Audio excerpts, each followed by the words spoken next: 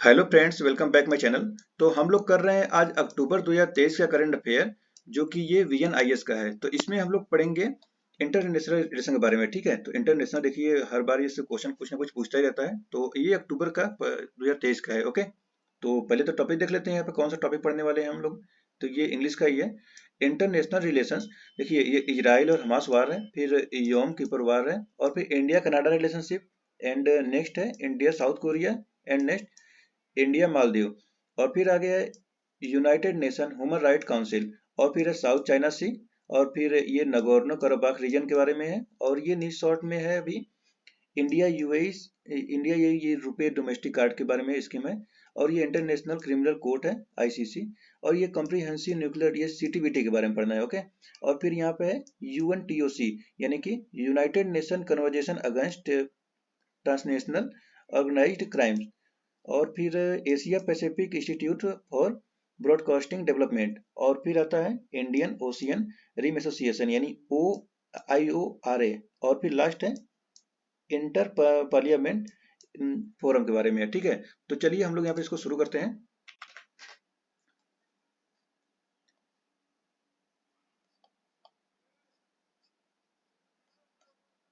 तो देखिए यहाँ पर हम लोग पढ़ेंगे अब इंटरनेशनल रिलेशन, जो कि पहला क्या टॉपिक था, इजराइल हमास वार के बारे में। ठीक है, तो Y news, Israel declare war on Hamas militants following their।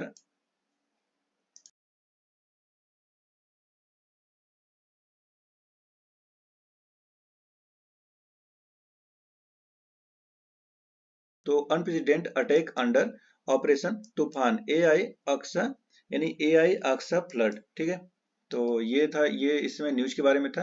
अब आता है मोर अबाउट द न्यूज। तो ये ऑपरेशन तूफान, यानी कि ऑपरेशन तूफान के बारे में पढ़ेंगे। ये AI अक्सा, रखिए इसको याद रखिए, अगर पूछ लिया AI अक्सा क्या है तो ये ऑपरेशन तूफान जो कि इजराइल और हमास के बारे में चलाया गया था। ठीक है, ये अब देखिए यहाँ पे जितने भी बोल्ड लेटर किए गए हैं उसको ज्यादा ध्यान से देखिए। जैसे कि ये concert with Sabbath, which is the Jewish day of worship and rest.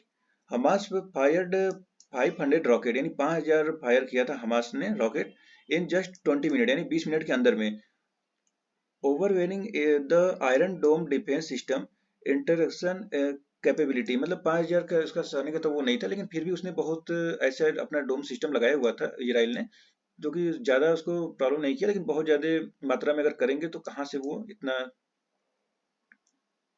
तो आगे आता है ऑपरेशन सिंस 2011, यानी 2011 में ये ऑपरेशन सीरीज था। Iron Dome short range in air defence system, यानी ये जो डोम आयरन डोम सिस्टम है, ये को पहले से ही कोई अगर रॉकेट वगैरह आता है तो हवा से हवा में मार के खत्म कर देता है उसको। विथ 70 किलोमीटर रेंज, 70 किलोमीटर का range, and can detected and the intercept incoming missile rocket and. ये यूएवी है, कोई मिसाइल वगैरह जो कि मिड एयर बेस्ड हो, यानी हवा से हवा में ही इसको रडार को डाटा देता है और उसी में मार के खत्म कर देता है। आगे आता है इन response Israel has launch operation iron sword. देखिए यहाँ पर इजराइल ने लॉन्च किया है ऑपरेशन आयरन स्वॉर्ड, और यहाँ पे अगेंस्ट हमास के लिए ये है, अगेंस्ट टू हमास। तो ये गाजा स्ट्रिप, अब हमास ये क्या किया है, इजराइल ने लॉन्च कर दिया ये ऑपरेशन आयरन स्वॉर्ड, याद रखिए, और ये हमास के अगेंस्ट है। अब देखिए ये ऑपरेशन अजय है जो कि इंडिया लॉन्च किया है, ये सिटीजन स्टैंडर्ड इजराइल के लिए, याद रखिए ऑपरेशन अजय। फिर आता है अबाउट हमास, थोड़ा सा अब हमास के बारे में जानेंगे। तो हमास और Islamic resistance movement was founded in 1987। देखिए ये फाउंड हुआ था, स्थापना इसका हुआ था 1987 after the first intifada to resist Israeli occupation of Gaza, the West Bank and East Jerusalem में।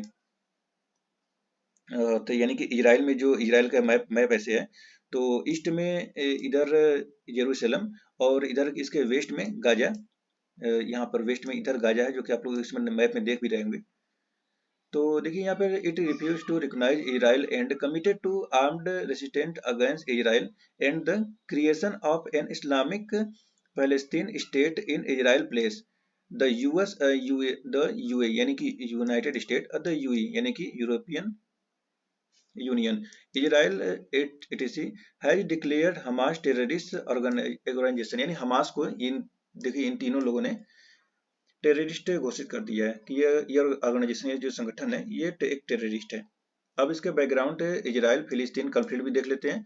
तो ये जो इसके जड़ यानी जो root of the latest war predated the establishment of the state of Israel 75 years ago on territory which is also claimed by Palestine Arabs as their homeland।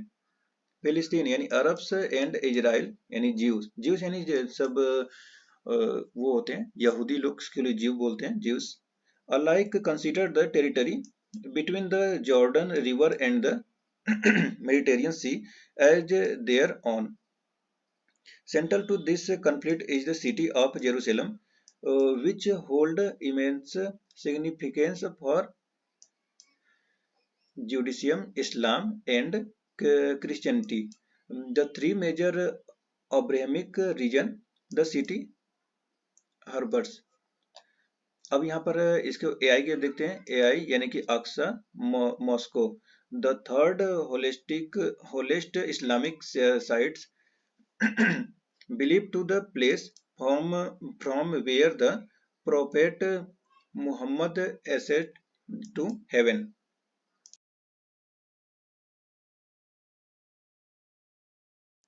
आगे आता है वेस्टर्न वॉल, यानी कि ये जो वेस्टर्न वॉल क्या है, तो ये holiest Jewish site located adjacent to the sacred compound known to Jews as Temple Mount, यानी कि वहाँ का जो ऐसे वाल है ना, तो वहाँ पे लोग पूजा पाठ करते हैं, तो वहाँ पे जिसके वाल पे यहाँ पे इसको सर्प को लगा के चूमते हैं, तो उन इसको एक धार्मिक स्थान मानते हैं, तो उसी को यहाँ बोला जा रहा है वेस्टर्न वॉल। ठीक है, आगे आता है Church of the Holy Sepulchre central to Christian belief. तो इन पे ये जो वॉल वगैरह है, जो चर्च लोग हैं, तो उस पे वो जो जैसे हम लोग यहाँ पे धार्मिक स्थल में पूजा पाठ करते हैं मंदिरों में जाकर, तो वहाँ पे उनका वो एक चर्च वगैरह है, तो वहीं पे उन सेंटर में ही, तो वहाँ पे वो लोग पूजा पाठ करते हैं अपना। अब आता है possible impact of the current war, तो centrality to the Palestine cause as many Arab countries increasing move to normalized ties with Israel with the signing of the Urban Accord. Many saw the Philistine cause take a back seat in the Arab-Israel conflict. The recent conflict has reaffirmed that addressing the Philistine cause vital for ensuring peace and stability in the region। देखिए यहाँ पर फिलिस्तीन जो कि यहाँ पे ऐसे किया हुआ है, तो इन लोग शांति वगैरह चाहते हैं अरब के उधर से, अरब इजराइल के देश से, लेकिन ऐसा कुछ होने वाला अभी हुआ नहीं है। आगे आता है इजराइल फिलिस्तीन रिलेशन, कैसा इजराइल और फिलिस्तीन का ये रिलेशन है, तो पीस देखते हैं, peace negotiation. The current conflict में unilaterally strengthen Hamas and weaken Palestine Authority's position in the West Bank. This could negatively impact peace negotiation between Israel and Palestine। अब यहाँ पे है involvement of Israel in Gaza. देखिए यहाँ पे Israel Gaza में क्यों वहाँ पे इम्पैक्ट कर रहा है, एक्चुअली वहाँ पर देखिए ऐसे इजराइल का वो है, और फिर यहाँ पे मेडिटेरियन सी है। आगे आता है वो इसका मैप आएगा आगे, देखिए यहाँ पर जैसे है इजराइल यहाँ पर है, तो इजराइल यहाँ पर है और यहाँ पर गाजा है, और देखिए यहाँ पर मेडिटेरियन सी हो गया, यहाँ से रेड सी जाता है, तो रेड सी से ही यहाँ से एक ऐसे अपना वो बनाना चाहता है, क्या नाम है, जो कि समुद्री यात्रा के लिए रोड वगैरह बनाना चाहता है, जो कि गाजा से जाता है। तो अब अगर कोई भी यहाँ से व्यापार करने आएगा, तो ये गाजा में हमास रहता है, तो हमास यहाँ पे क्या करेगा कि उन सभी को प्रॉब्लम क्रिएट करता है। तो यही प्रॉब्लम क्रिएट ना हो, उनका जो व्यापार वगैरह जो शांति चलने के लिए यहाँ पे गाजा पर अटैक इजराइल मतलब इजराइल द्वारा इसको किया जा रहा है कि इसे हटा दे यहाँ से, और हमास भी इसमें इन्वॉल्व हो गया है, तो और ये इजराइल पे वार कर रहा है, और इजराइल इस बार इसको सफाई कर देगा। देखिए यहाँ पर ये दो है, एक ये ऊपर का है और एक नीचे का है, तो नीचे वाला छोड़ देते हैं, ऊपर वाले को ही इजराइल इस बार सफा कर रहा है। ठीक है, तो यहाँ से ऐसे रोड बनाने वाला है। तो हम लोग आते हैं अब इम्पैक्ट ऑफ इंडिया, उसको छोड़ते हैं, अब देखते हैं इम्पैक्ट ऑफ इंडिया। तो यहाँ देखते हैं इकोनॉमी। इकोनॉमिक में इंडिया एक्सपोर्ट टू इजराइल में affected specially of especially if operation at Israeli port or dispute sector which will be negatively impact include petrochemical, oil marketing, paints, packaging, textile and chemicals। और फिर इसका देखते हैं जियो स्टैटिस क्या है। तो ये है normalisation between Arab country has been, मतलब एक कहा कर रहा है कि इनका जियोग्राफिक था ये क्या करता है कि अरब कंट्री से, एक अरब कंट्री एक्चुअली देखिए यहाँ पे इजराइल के अगल बगल जितने भी हैं इधर इसके अरब कंट्री है, तो यहाँ पर एक ग्लोबल इकोनॉमिक बन के ये उभरता रहता है और ये बहुत सारे टेक्नोलॉजी के वगैरह में बहुत ज़्यादा जानकार है। ठीक है, तो अब यहाँ पे आता है कनेक्टिविटी एफर्ट। देखिए यहाँ पे India middle east Europe economic corridor यहाँ पे बना हुआ है, जिसमें कि India, Saudi Arab, the US and the UAE इसमें है। The corridor aimed facility the transit of commerce, energy and data. तो इसमें UAE, Saudi Arab, Jordan, Israel and Europe, नाम याद रखिएगा, यूएई, सऊदी अरब, जॉर्डन, इजराइल। इसका कंक्लूजन देखते हैं हम लोग, क्या है कंक्लूजन, क्या होता है। Mediation between Israel and Hamas may not fully address the conflict's root cause, resolving issues such as Palestine refugees and the status of Jerusalem is essential. Success depends on both parties' willingness to engage in negotiations and the role of the international actors, along with involving regions dynamic। तो हम लोगों ने अभी देखा फिलिस्तीन और Israel यानी Hamas और इजराइल का वार के बारे में। और अब आगे आता है दूसरा, तो दूसरा हम लोग देखेंगे योम किपर वार। ये क्या है, तो ये न्यूज में क्यों है, तो द अटैक अब by Hamas on Israel coincident with the 15th anniversary of योम किपर वार, द फोर्थ अरब इजराइल वार 1973 का देखिए, ठीक है।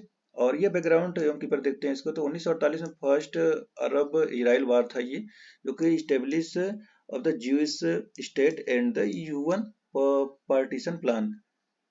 In the war, Israel gained control of the larger portion of the territory, and the large number of Philistine were driven from their land। यानी कि Israel के case में इसमें रहते हैं और ज़्यादा से ज़्यादा फिलिस्तीन के लैंड पर हैं। द फोर्स एक्सकप्शन ऑफ फिलिस्तीन अरब्स, इसमें देखिए इसमें एक नकबा है जो कि ये अरबिक है। 1956 second Arab Israel war, sues war, Israel, the UK and France on one side against Egypt on other. The war marked the decline of British and France influence, यानी कि इसमें मार्क किया था, ये वार को डिक्लाइन किया था ब्रिटिश एंड फ्रांस ने। United State and become the most influential power. 1967 third Arab Israel war, 6 day war, यानी 6 दिन का ये वार था और ये प्री इम्पेटिव एयर स्ट्राइक था ये। और इसमें देखिए अकेले इजराइल ने लड़ा था और ये 6 लोगों से ही अकेले जीता हुआ था। और 6 लोगों से मतलब से पूरी जो कंट्री है, मतलब अगल बगल जितनी कंट्री है, 6 दिन में ही निपटा दिया था।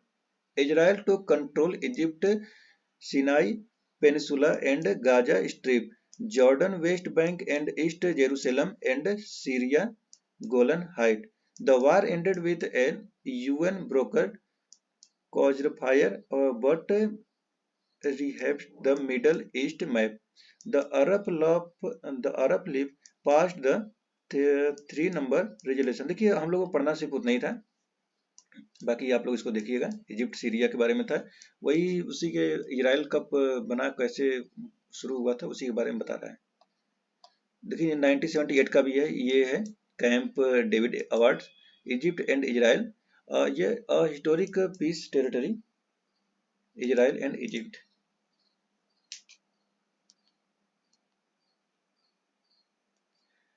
एंड नेक्स्ट ये ओस्लो एकॉर्ड 1993 है।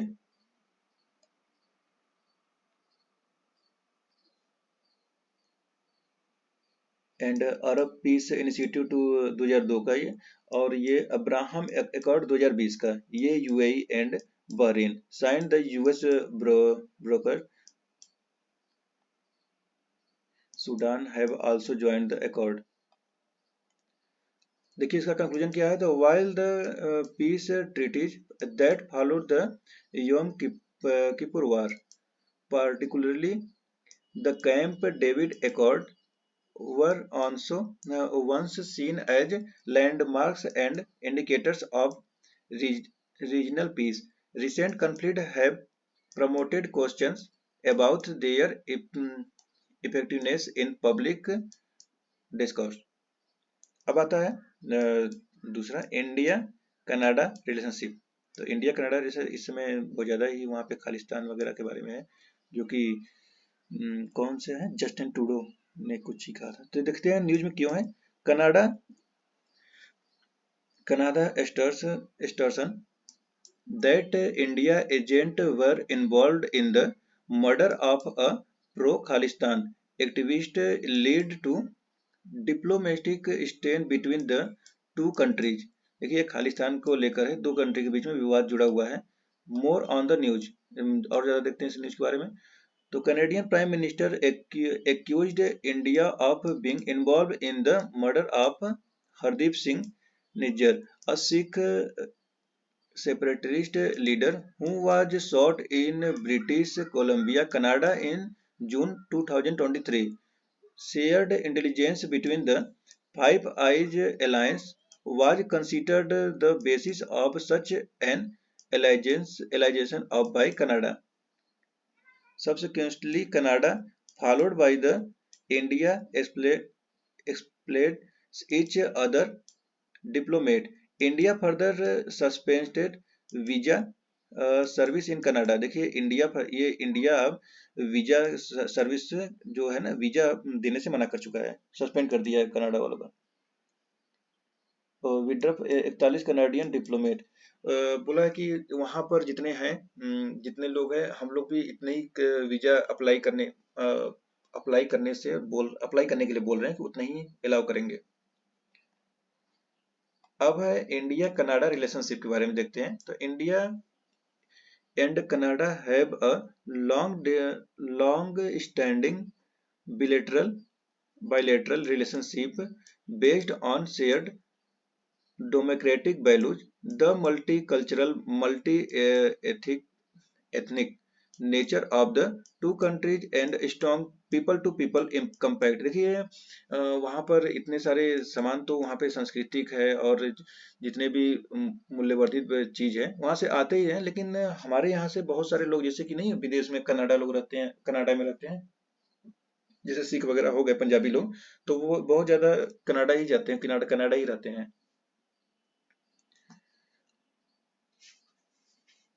अब यहाँ पे हम लोग देखते हैं डियास्पोरा।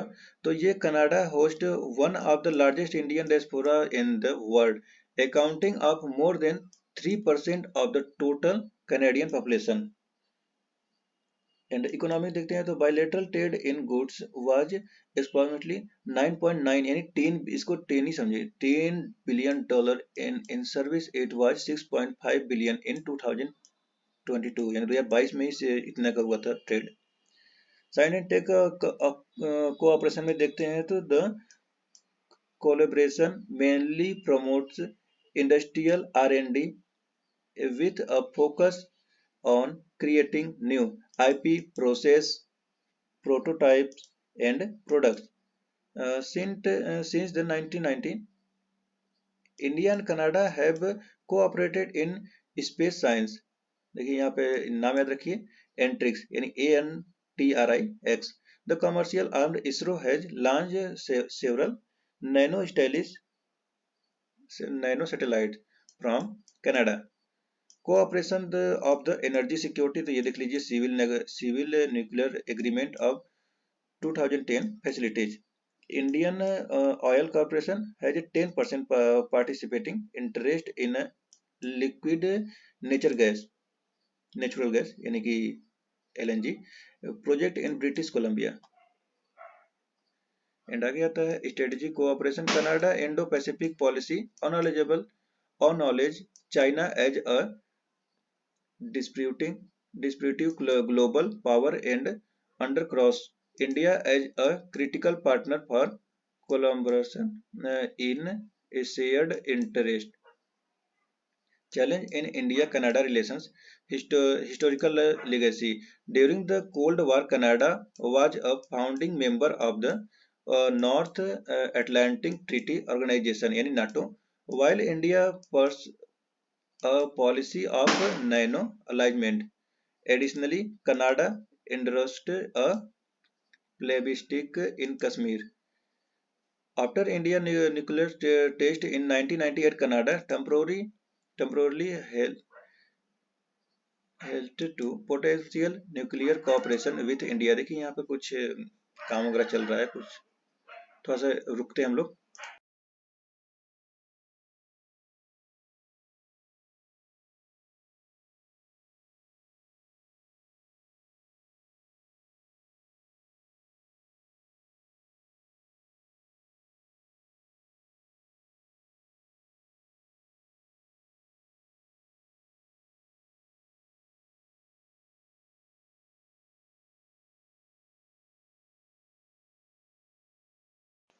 ओके, तो हम लोग यहाँ पे आते हैं कनाडा इमिग्रेशन सिस्टम के बारे में देखते हैं। तो this enables individual with a conscientious past to acquire citizenship and utilized that position to engage in activities against other nations. The parents as a substantial obstacle upholding a robust bilateral relationship. देखिए यहाँ पे इसके बारे में बता रहा है कि ये अभी भी ये ग्लोबल सबसे ज़्यादा यहाँ लोग कनाडा के बारे में ही रहते हैं और कनाडा से ही लोग जॉब जॉब वगैरह जाते हैं, तो वहीं पे ही ज़्यादा ही वहाँ पे रहकर जॉब करते हैं। और भारत से भी लोग जाते हैं, बहुत सारे जगह से जाते हैं, तो उसी बारे में बता रहा है।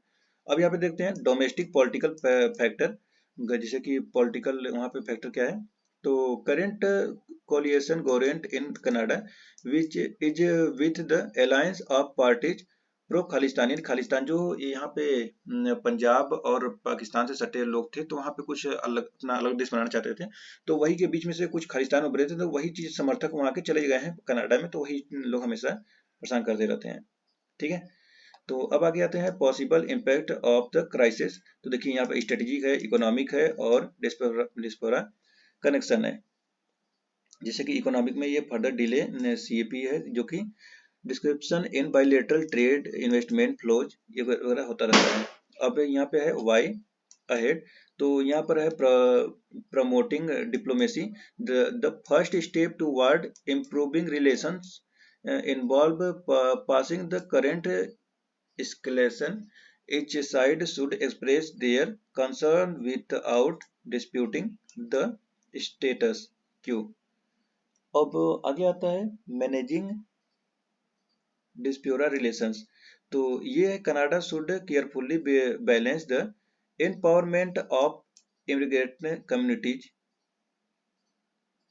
It should assess their activities and influence avoiding undue political और economic sway।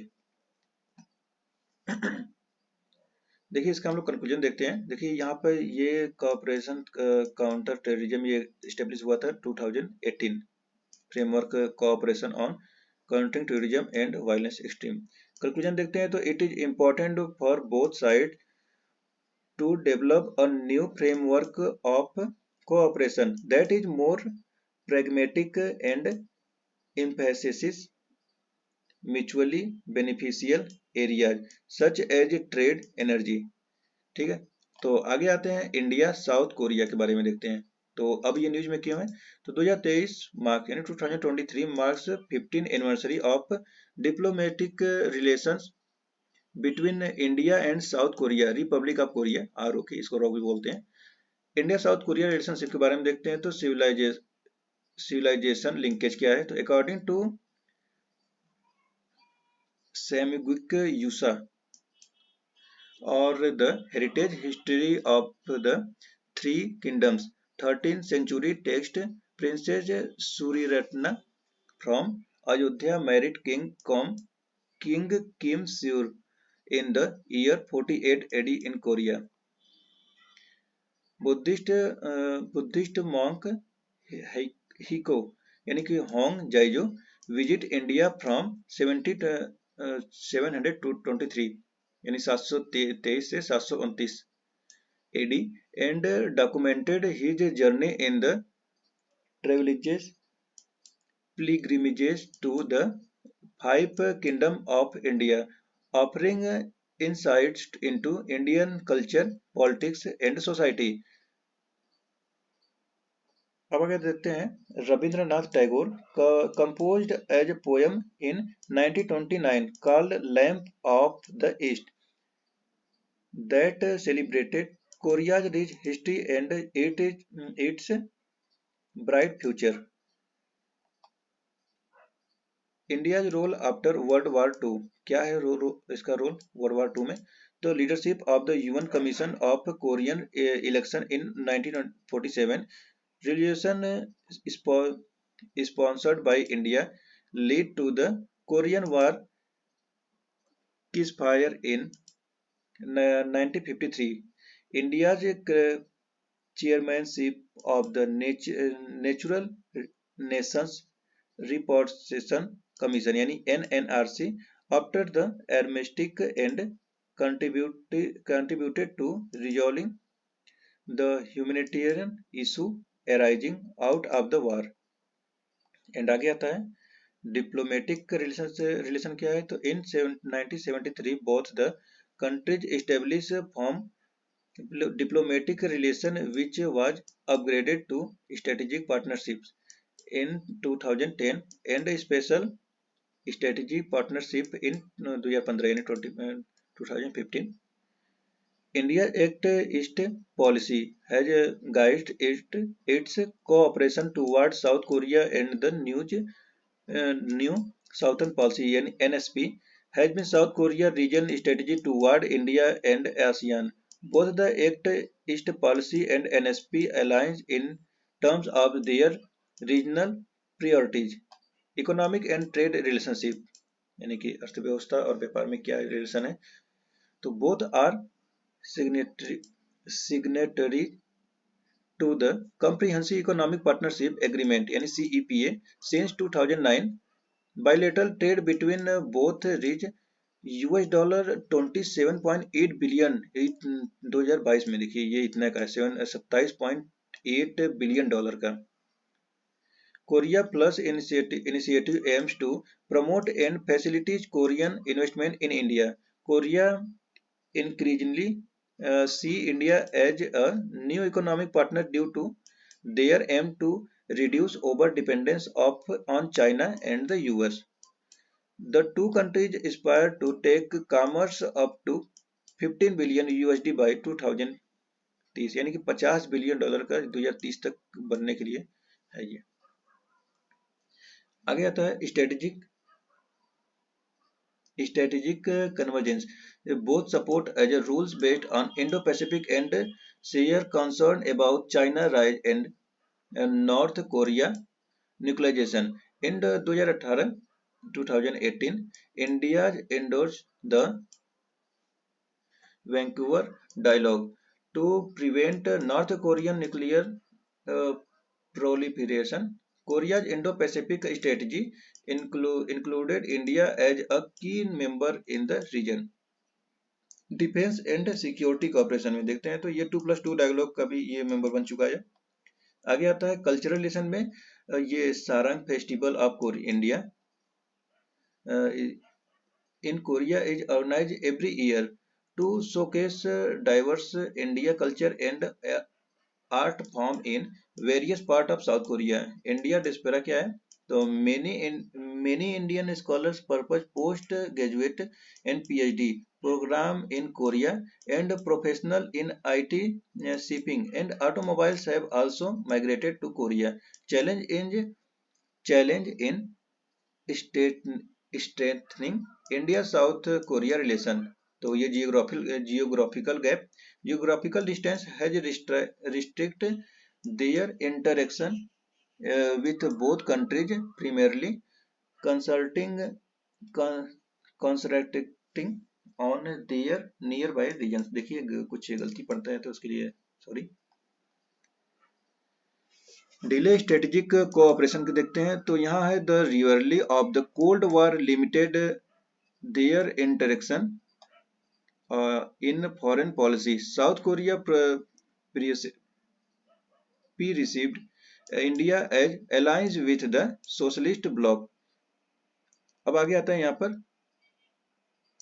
सब ऑप्टिमल कोऑपरेशन। तो यहाँ पर limit cooperation result from a lack of strong political intent on both side. South Korea obtain aligning with major power like as the US, while India regional policies are still developing untapped economic potential। For example, the CEPA is said to be limited in scope. Instant to revising CEPA was declared in 2015, but it is yet to conclude। आगे देखते हैं we ahead. तो vision for systematic cooperation. तो देखिए यहाँ पर for a more strategic relationship with a focus on the Indo Pacific strategy. South Korea along with new Zealand and Vietnam. और अब आते हैं यहाँ पर डिपेनिंग इकोनॉमिक एंड टेक्नोलॉजिकल कोऑपरेशन। तो यहाँ पर sense there core competencies in the economic domain are different, they could decide on a long-term win-win framework of cooperation। Korea against population of and technology could combine with progressive youthful India and make a manufacturing hub। यानी कि एक India एक manufacturing hub बन सकता है south Korea के लिए। Startup technology driven service and digital trade semiconductor etc. मतलब कि वहाँ पे साउथ कोरिया के लिए सेमीकंडक्टर को ज़्यादा ही मात्रा में उत्पादित होता है।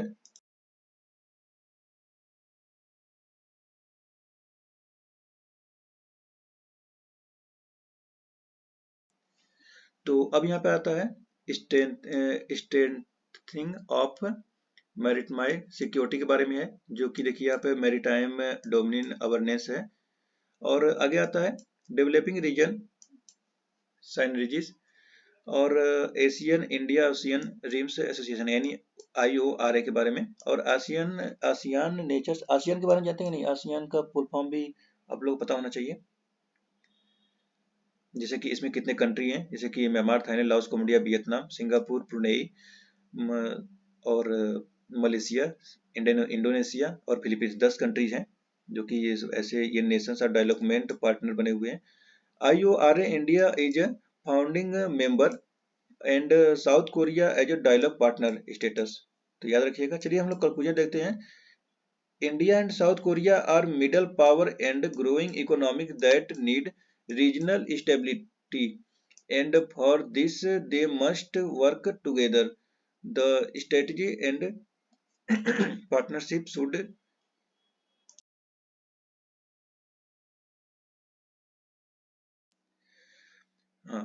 should move beyond the normative approach toward a reversed and straightness bilateral relationship। चलिए आगे आता है इंडिया मालदीव के बारे में देखते हैं। तो क्यों है न्यूज में? Maldives news president elected. देखिए नया वहाँ पे प्रेसिडेंट का इलेक्शन हुआ है, जो कि वो ऐसे वहाँ पे जीते हुए हैं जो कि वो इंडिया आउट कैंपेन चलाते हैं। अब इंडिया के बारे में बुरा हाल है। बुरा हाल नहीं, मतलब कहने का तात्पर्य यह है कि अब वहाँ पर जीते हुए हैं तो जो जैसे उनका विचारधारा है, इनका विचारधारा है कि इंडिया आउट बोले तो वहाँ पे इंडिया ही रूल करना चाहता है, इसलिए वो सबको भड़काकर ऐसा लोग वहाँ पर अपना एक पार्टी चलाते हैं। तो वो वहाँ की पार्टी से जीत चुकी है। तो चलिए जानते हैं इंडिया आउट के बारे में क्या वहाँ पे है। India out campaign led by the progressive party of Maldives यानी PPM, एक यहाँ पर बना हुआ है progressive party of Maldives PPM के बारे में। Played in pivotal role in its recent electoral victory against the incumbent MDP। ठीक है। The campaign strongly opposed the Indian military presence. देखिए यहाँ पर इंडियन मिलिट्री भी वहाँ पे है, लगभग 72 मिलिट्री मेंबर वहाँ पर हैं, क्योंकि देखिए यहाँ पर 70 दिखाया है ना, अराउंड 70 में इंडियन मिलिट्री पर्सनल इंडिया। यहाँ एक्चुअली कि हम लोग जो वहाँ पर उसको पोत देते हैं और जहाज दिया गया है और हेलीकॉप्टर दिया गया है, तो उन सबको सिखाने के लिए देखिए यहाँ पर है ना, यहाँ पे ध्रुव एडवांस लाइट हेलीकॉप्टर 2010-2015 में दिया गया।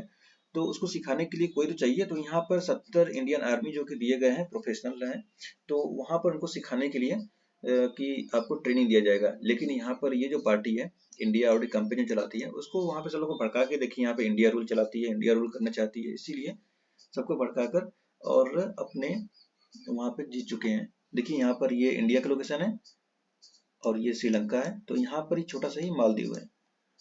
ठीक है, आगे चलते हैं हम लोग। इंपॉर्टेंट है मालदीव भी इंडिया के लिए क्यों है, तो देखिए यहाँ पर है इंटरजलर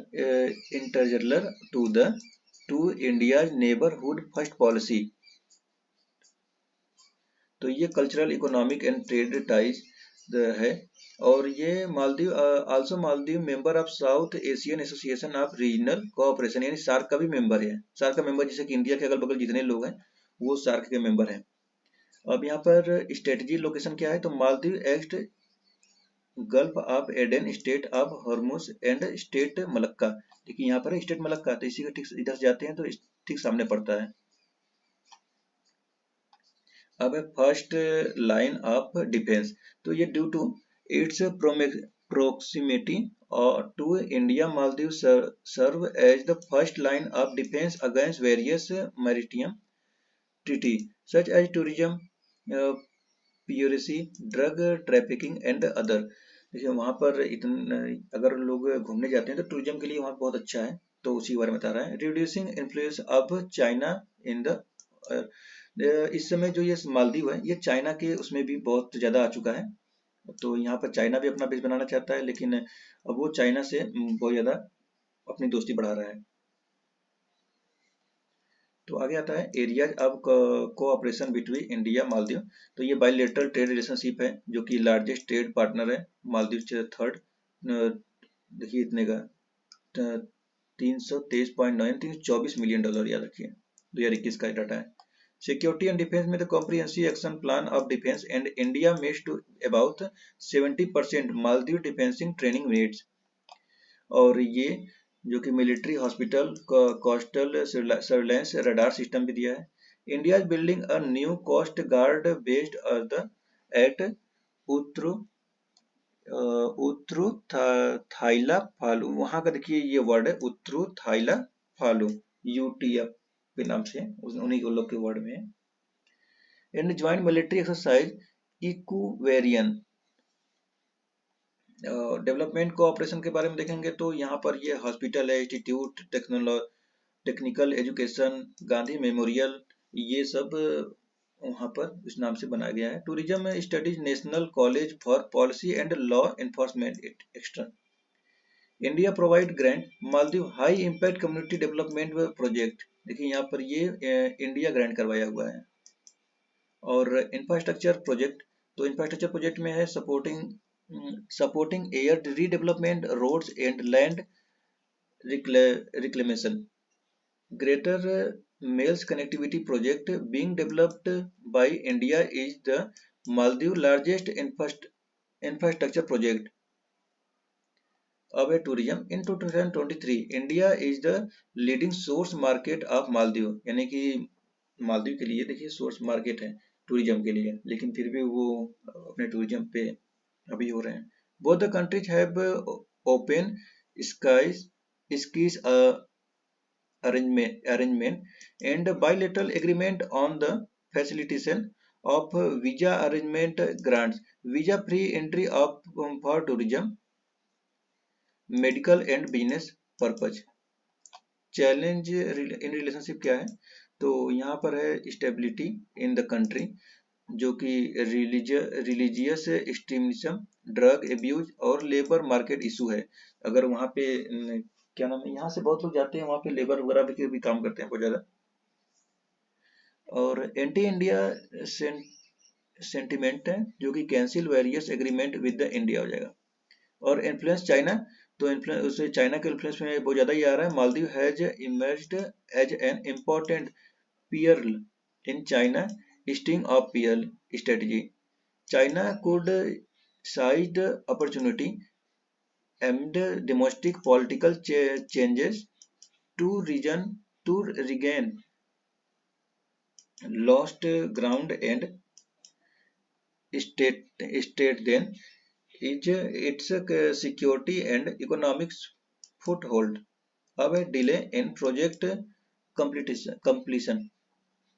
तो यहाँ historically India suffer from a negative image of having an implementation problem।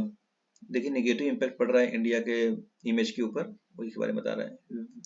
Y ahead क्या है, तो यह है अलाइंग एंटी इंडियन नेशंस जो perception management bring more benefit to people Maldives youth employability and entrepreneurship.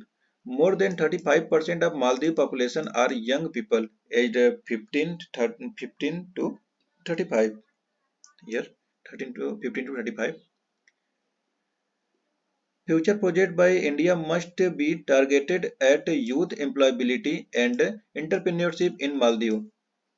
Yearly completion of project, India should ensure efficient project management and oversight and address any obstacles or challenge that may cause delay. Engaging with the new government, India should continue project it initiated under the previous government while working out a new approach to engage with current government. Focus of India's strength, India should provided appealing and substantial alternative of China's investment that prioritize building a strong people-to-people connection and fostering the development of Maldives. All about conclusion. What? India's footprint in Maldives are deep rooted both historically and in contemporary relations. Change may occur to some extent due to the change in leadership in Maldives. However, it is unlikely to alter the fundamentals. India-Maldives shall cooperation in the spirit of neighborhood first policy and Sagar। अब आगे आता है United Nation Human Right council.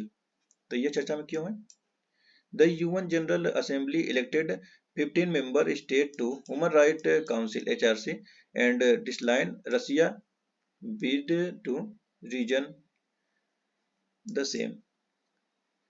देखते हैं आगे क्या है। और the 15 new member were elected by secret ballot according from different region for the 2024-2026 तक का टर्म है। ये countries need to minimum 97 vote to get elected. Russia was competing against Albania and Bulgaria for two seats representing the East European regional group. Russia was outed from UNHRC after it involved Ukraine. Other countries which got elected under other religion group include China, Japan, Kuwait, Burundi, France, Cuba, Brazil, etc. About UNHRC देखते हैं। तो इसका headquarter Geneva में है। इसके about principal intergovernmental body ये है। ये promotion and protection of human rights करता है। ये पूरे अराउंड पूरे विश्व में। इसका जेनेसिस क्या है? Created by the UN general assembly UNGA 2006 में अ subsidiary organ commission on human rights council adopted an institution building package in 2007 to set up the council producer and mechanism, institutional structure. Bureau. It consists of president and four vice president who represent each of the five regional groups. It is responsible for the procedural and organizational leadership of the council. And आगे आता है working groups. It has several working groups studying human rights issue and maintains the special reporter projects of the Commission on Human Rights. Secretaries secreted staff from the Office of the High Commissioner for Human Rights, created by UNGA in 1993, promoted the protect the enjoyment and full realization by all people of all human rights. Observation: non-member state intergovernmental organization and NGO. Power: the International Commission of Inquiry and Fact-Finding Missions. Decisions of the Council are not legally binding. Criticism of HRC. Membership criteria. Many of the Council seats have been held by countries with human rights concerns. Block scrutiny of themselves and others.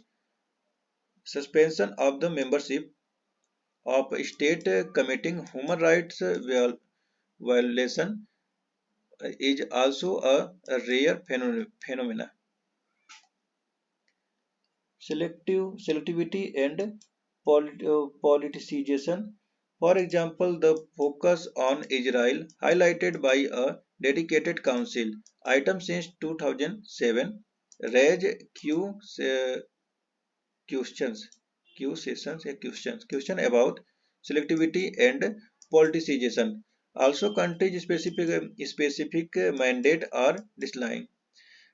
And the next, accessibility barrier. The substantial cost associated with attending HRC session is a hurdle, particularly for uh, civil society and human rights defenders in the global south. Concerned persist regarding inability to adequately address participation needs for specific group. Participation of civil society obtain face interruption and reprise.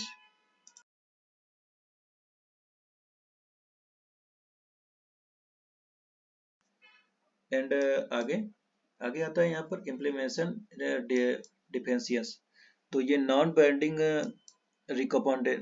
Recommendation है और ये है tendency to vote in bloc. ये blocs vote collectivity weakens the council's ability to address each issue individually personally है. We head में इसमें points देखिए. enhancing creativity और enhancing accessibility, accreditation of civil society, enhancing offensiveness in functioning. इसमें protective approach, cooperative approach, enhancing visibilization, better communicate council mechanism and outcome to a wide range stake, stakeholders work at the local, nations and regional level. अब है छठा south China सी. South China के बारे में जानते हैं. तो Philippines and remove a floating barriers installed by China which blocked Philippines fishing boat from entering a concealed area in the South China Sea. देखिए साउथ चाइना सी यहाँ पर इतने हैं ना, तो यहाँ पर चाइना जो है किसी को भी कुछ करने नहीं देता है. बोलता है ये सब जितने साउथ चाइना सी है सब इसका चाइना का हिस्सा है. तो इसमें ही फिलीपींस ने आपत्ति जताई है. China installed a floating barrier स्केर्ड स्कारपोर्ट सोल मतलब कि वहां पे वो अपना एक खुद का जाल बिछाया हुआ है और बोलता है वहां से वहीं से ही किसी को नहीं वहां पे मछली निकालने देता है, फिशिंग करने देता है, और नहीं वहां पे पेट्रोलियम वगैरह भी वो ज्यादा मात्रा में है, तो कुछ वहां पे सबको रोक लगा कर रखा हुआ है। Background of China sea dispute, while the sea lies south of the mainland China, वही है मेनलैंड चाइना के बारे में बता रहा है। तो यहाँ पे Malaysia, Philippines, Taiwan, Vietnam, China claim around 90% of the region as EEZ. EEZ मतलब एक्सक्लूसिव इकोनॉमिक जोन, यहाँ पर देखिए है। आगे आता है China to uphold its influence started creating artificial island. Philippines moved issue the permanent code of हक्स। देखिए थोड़ा सा 1 मिनट रुकते हैं।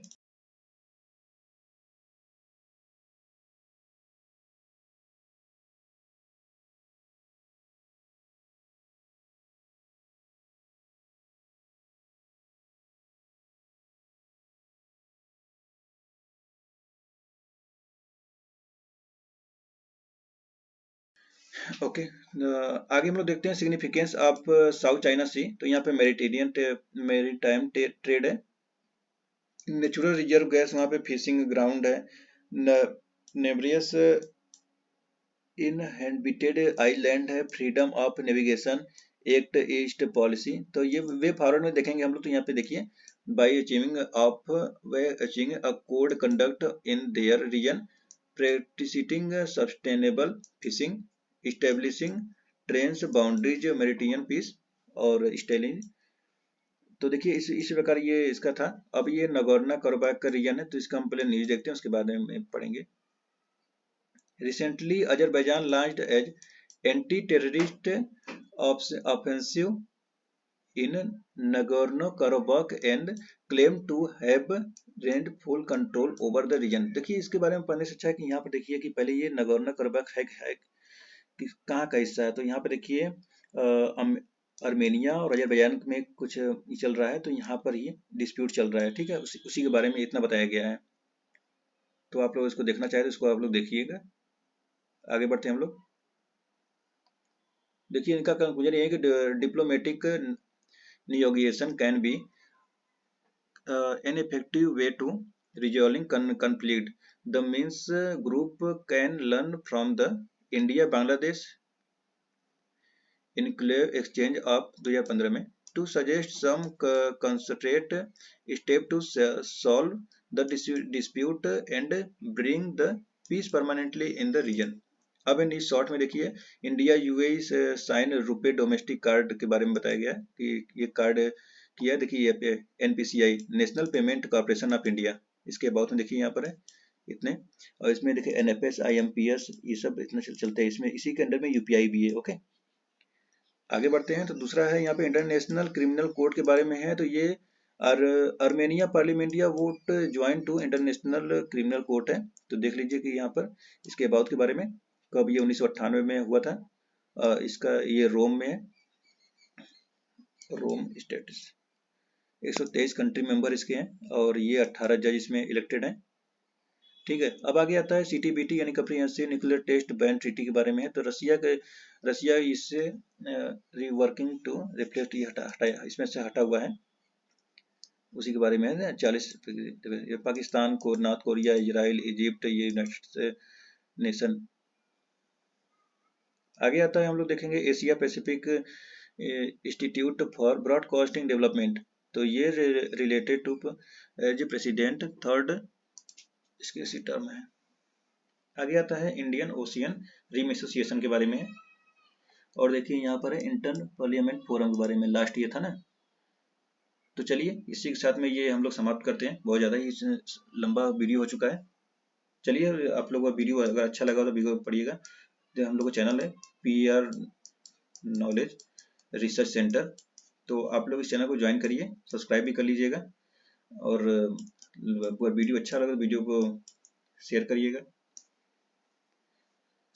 देखिए तो इसमें हम लोग ये अभी इंग्लिश का सेशन पहला सेशन कर रहे हैं, तो थोड़ा सा इसमें कुछ गड़बड़ी हो सकता है, तो आप लोग प्लीज़ थोड़ा सा कंप्रोमाइज़ करिएगा। हम लोग और भी आगे इसमें सुधार करेंगे, ठीक है। तो फिर मिलते हैं नेक्स्ट वीडियो में, धन्यवाद।